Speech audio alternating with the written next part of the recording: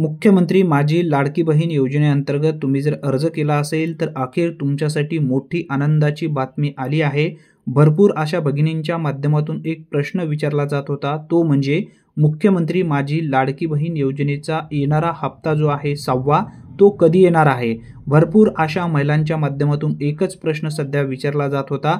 आचारसंहिता लागण्याच्या पूर्वी या योजनेचा 5वा हप्ता पात्र लाभार्थ्यांच्या खात्यावरती आला आहे, परंतु येणारा हप्ता जो आहे 6वा आतापर्यंत आलेला नाही। या संदर्भातील माहिती आमदार सुधीर मुनगंटीवार यांच्या माध्यमातून स्पष्टपणे देण्यात आली आहे।